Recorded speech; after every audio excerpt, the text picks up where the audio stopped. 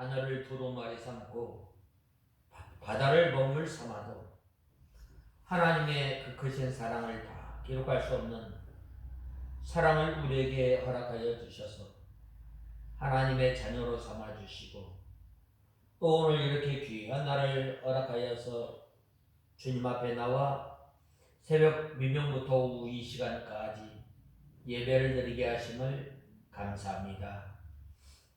하나님 아버지, 부활의 첫 열매가 되시고 또한 우리에게 부활의 소망과 또한 하나님의 나라를 소망 삼고 살아나갈 수 있도록 은혜를 베풀어 주시고 또한 주님께서 우리에게 주신 이 소망과 이 신앙을 흔들리지 말고 굳게 붙잡고 주님 오실 때까지 부활의 소망을 든든히 붙잡고 믿음 생활하는 저희들 되게 하여 주시옵소서.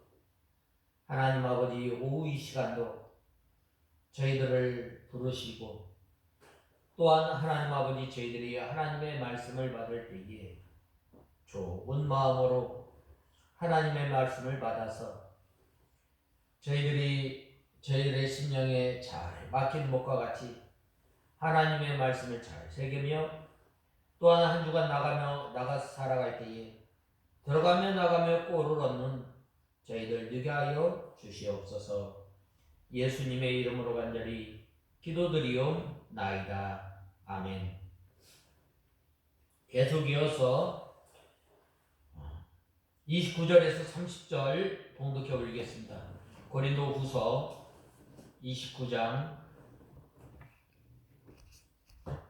고린도전서 15장 29절에서 30절까지 봉독해 올리겠습니다.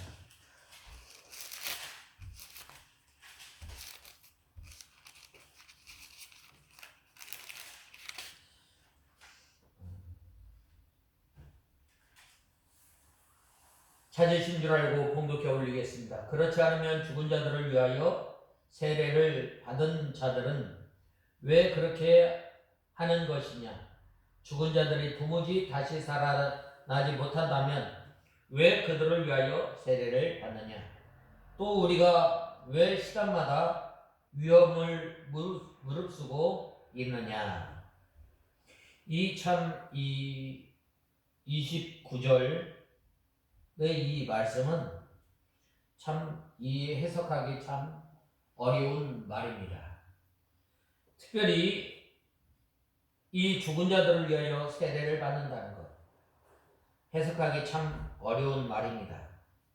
죽은 사람을 대신해서 이 세례를 받는다는 것은 이 이단설입니다. 이 초대교회 당시에 주후 200년경에 마르시온이나 또 이 아리우스와 같은 이러한 사람은 이러한 주장을 했던 것입니다. 특별히 여기에서 이 사도 바울이 말하는 이 죽은 자는 어떠한 사람입니까? 육체적인 죽음을 맞이한 사람이 아니라 영혼이 죽은 사람입니다. 이 영혼이 죽었다는 말은 이 죄로 말미암아 하나님과 우리 사이에 죄로 말미암아 가로막힘으로 말미암아 하나님과의 교통이 끊어진 것을 말하고 있습니다. 하나님께서 처음에 사람을 창조하셨을 때는 이 하나님과 사람이 자유롭게 하나님께 나가서 하나님과 교통을 하게 되고 또한 하나님의 뜻을 밝히 찾아 순종하게 된 것입니다. 그러나 이 사람이 범죄함으로 말미암아 어떻게 됐어요? 바로 하나님을 바꾸어서 우상을 섬기게 돼요. 하나님의 뜻을 순종하는 것이 아니라 도리어 하나님의 진노를 쌓게 되는 일을 하였던 것입니다. 그래서 하나님을 찾고자 하였지만 이 사람이 지은 죄로 말미암아 하나님을 찾을 수 없고 또 하나님과 교통할 수 없는 상태를 말씀하고 있습니다. 즉 에베소서 2장 1절에 보면 죄와 허물로 죽은 너희를 살리셨도다라고 말씀하고 있습니다. 우리가 예수 그리스도를 알기 전, 우리가 예수 그리스도를 믿기 전에는 어떤 사람입니까? 소망이 없고 또한 약속밖에 있었고 하나님의 가족이 아니었습니다. 그러나 예수 그리스도를 믿음으로 말미암아 우리가 어떻게 됐어요? 하나님의 가족이 되고 하나님의 권속이 되고 하나님의 거룩한 백성이 되고 또한 이제 하늘나라를 바라보면서 살아가는 하나님의 백성이 된 거예요. 우리가 하나님의 백성이 된 것, 하나님의 그 크신 은혜로 된 거예요. 왜냐? 이것은 자랑하지 못하게 하기 위함입니다.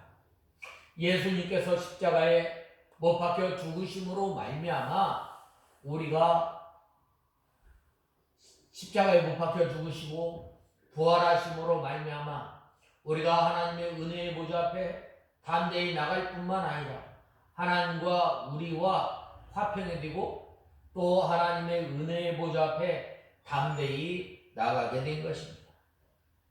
특별히 여기에서 이 세례라는 말은 무슨 말인가? 이 세례는 바로 이 고난을 말하고 있습니다. 예수님께서 택한 백성들을 당하시는 그 고난. 이제 사도 바울이 이제 하나님의 은혜로 말미암아 사도가 된 다음에 이제는 예수 그리스도의 남은 고난을 채워 나간다라고 말씀하고 있습니다. 바로 이 예수 그리스도의 남은 고난, 이 세례를 받는다라고 말을 했는데 예수 그리스도의 남은 고난, 예수님께서 우리를 위해서 십자가에 못 박혀 죽으셨을 때에 이 고난을 좀 남겨놓으셨는가? 그건 아니에요. 우리를 위해서 온전히 십자가에 못 박혀 죽으시고 또한 우리를 위해서 고난을 당하시고 그 죽으시기까지 고난을 남김없이 다 받으셨는데 바로 예수 그리스도의 남은 고난은 무엇을 말하는가? 예수 그리스도를 믿음으로 믿고 또한 믿음을 지켜나가기 위해서 당하는 고난. 또 이제 사도 바울이 하나님의 은혜로 말미암아 이 사도가 된 이 바울이 이 사도직을 잘 감당하기 위해서 당하는 고난을 말하는 거예요.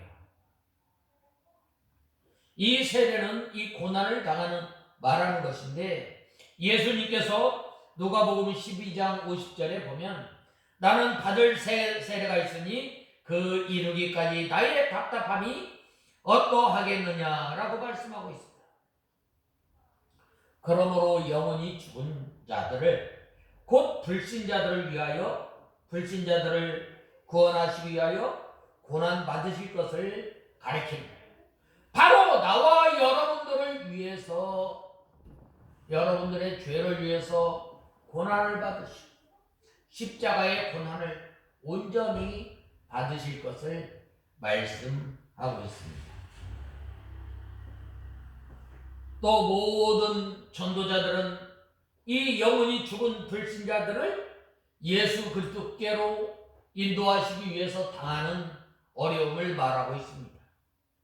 복음을 전하면서 많은 고난을 당한 것을 말하고 있습니다. 이 사도 바울이 이 사도행전에 보면 1차, 2차, 3차 여행을 다니면서 이 복음을 전하면서 얼마나 많은 고난을 당했어요.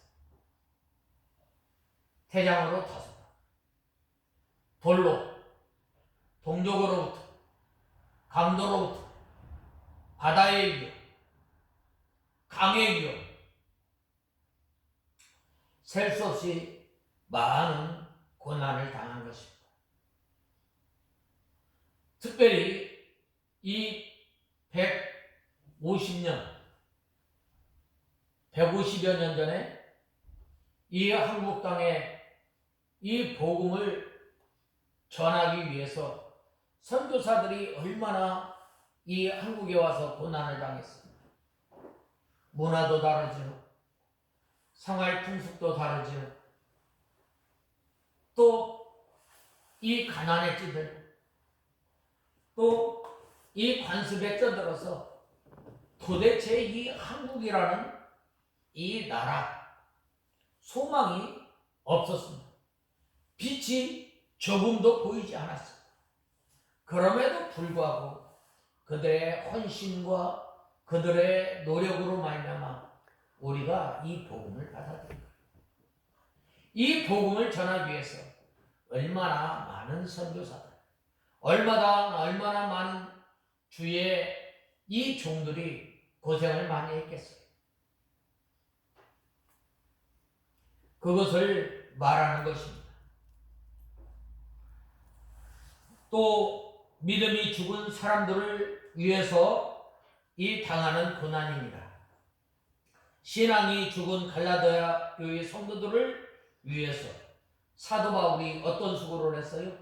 해산하는 수고를 하였습니다.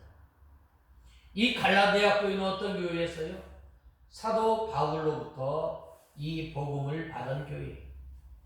그러나 그들이 다른 복음을 받아들임으로 말미암아 이 성령으로 시작했다가 육체를 향해서 가는 교회, 육체로 망하는 교회였습니다. 그러한 사도 바울이 이제 이 고린도, 이 갈라디아 교회 성도들을 향해서 바른 복음을 이제 다시금 세우기 위해서 얼마나 이 애타는 심정으로 이 갈라디아 교회 성도들을 바른 진리로 인도했겠어요. 사도 바울이나 전도자들이 위협을 무릅쓰고 이 복음을 전하며 그 당하는 것은 바로 이 부활이 있기 때문입니다. 여기에서는 이 예수 그리스도의 부활이 성도의 부활과 이 만유 회복의 보증이 됨을 논증한 20절에서 28절에 이어 이 성도들은 부활 신앙에 근거하여 의로운 삶을 살아야 할 것을 말씀하고 있습니다. 우리가 왜 이 믿음으로 살아야 할까? 우리가 왜 이 진리의 말씀에 굳게 서서 살아야 할까? 이 본문을 보면 사도 바울은 먼저 자신이 부활에 대한 확신을 굳게 지니고 있었기에 이 생사의 경지를 헤매는 위험과 어려움 가운데서도 담대히 복음을 전파할 수 있었다고 고백하였습니다. 이러한 사도 바울의 고백을 통해서도 알 수 있듯이 성도가 갖는 부활 신앙은 단순히 관념적인 이론이나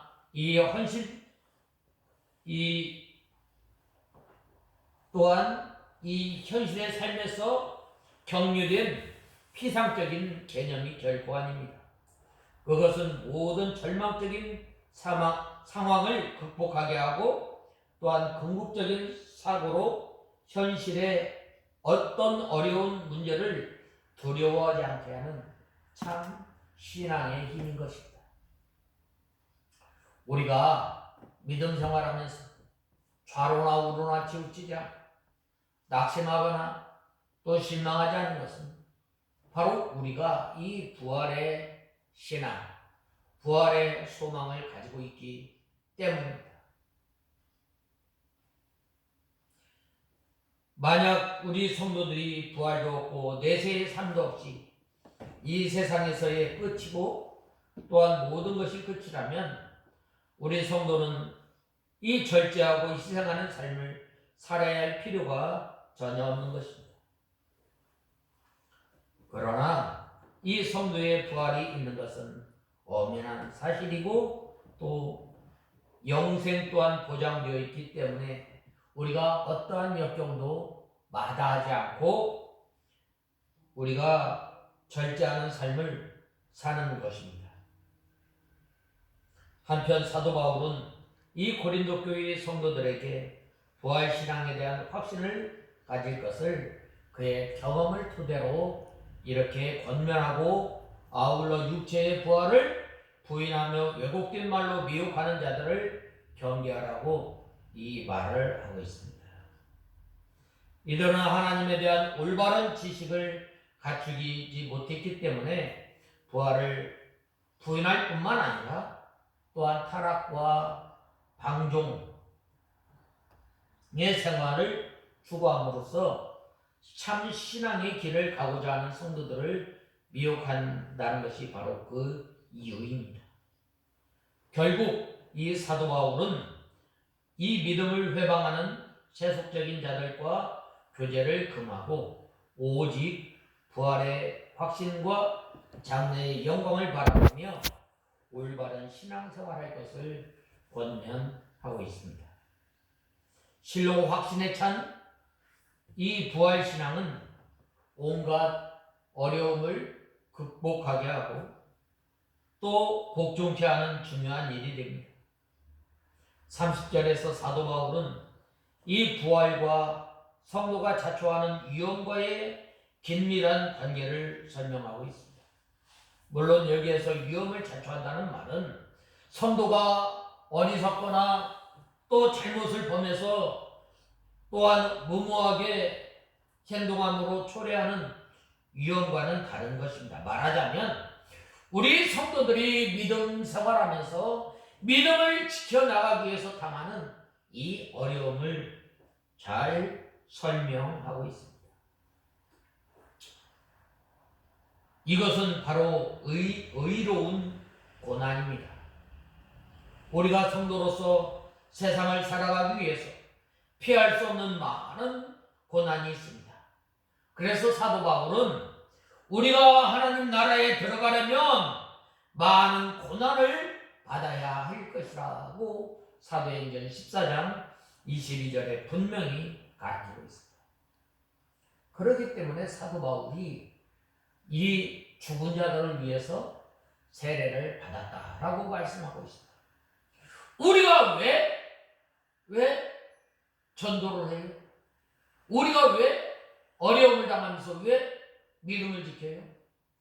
바로 우리 앞에 놓이는 이 부활 소망이 있기 때문입니다. 우리가 이 부활 소망을 통해서 뭐라고 말씀하셨어요? 30절에 보면 왜 시간마다 위험을 무릅쓰고 있느냐라고 말씀하고 있습니다. 사도 바울 그 자신이 성도로서 혹은 사도로서 얼마나 많은 크고 작은 위험에 직면했어요. 고린도후서 11장 26절에 사도 바울이 지금 본문에서 말하고 있는 것이 바로 이와 같은 고난입니다. 즉 성도는 세상에서 믿음으로 말미암아 위험과 고난이 예상된다 할지라도 결코 피해가지 않는다는 말입니다. 담대하게 맞선다는 말입니다. 이것이 참 중요한 것입니다. 그러면 어떻게 해서 위험과 환난 앞에서 성도가 담대할 수 있겠어요? 무엇이 있기에 성도가 그렇게 위험 앞에서 담대할 수 있는 것? 여기서 우리가 가장 먼저 생각할 수 있는 것이 바로 하나님의 전적인 구원입니다. 우리가 환난과 위험 앞에서 담대할 수 있는 것은 극적인 순간에 하나님께서 피할 길을 내사 그 환난과 그 위험을 감당하게 하심을 믿기 때문입니다. 고린도전서 10장 13절에 보면 뭐라고 말씀하셨어요? 고린도전서 10장 13절에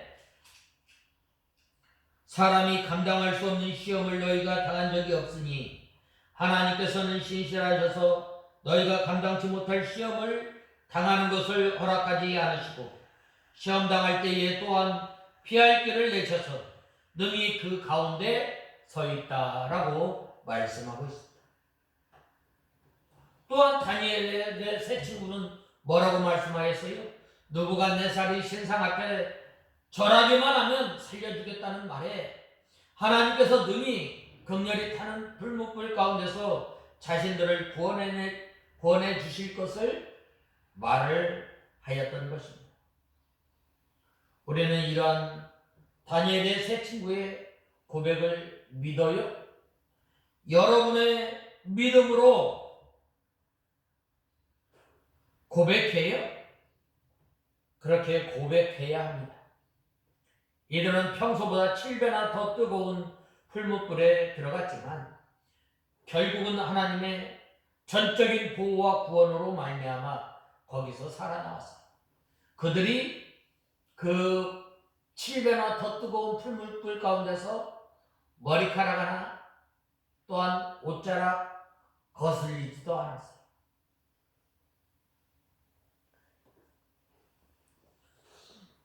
다니엘의 세 친구는 풀무불에서도 그들의 믿음대로 하나님의 구원을 얻었습니다. 모든 성도가 모든 위험과 환난으로부터 반드시 구원받는 것은 아닙니다.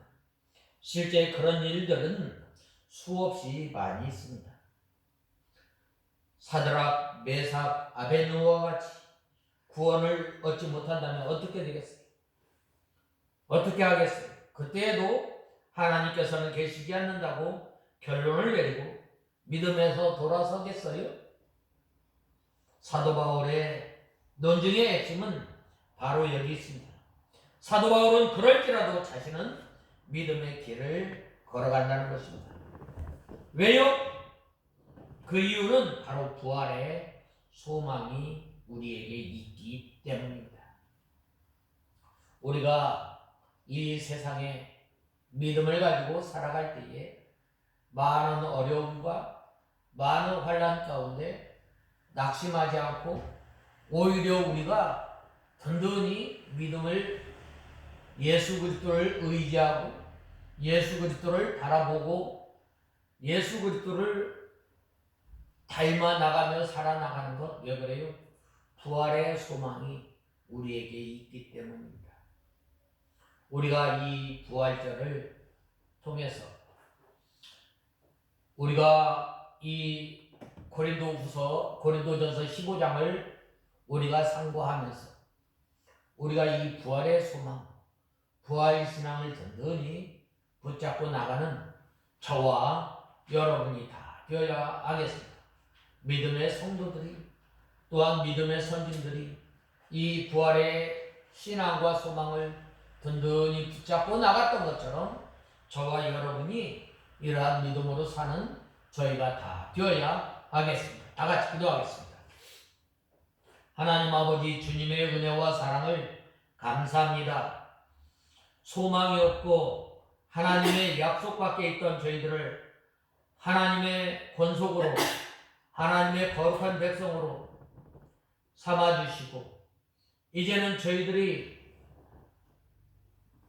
우리 자신을 위해서 사는 것이 아니라 나를 위해서 죽으신 예수 그리스도를 위해 사는 저희들 되게 하여 주시옵소서. 예수님의 이름으로 간절히 기도드리옵나이다. 아멘.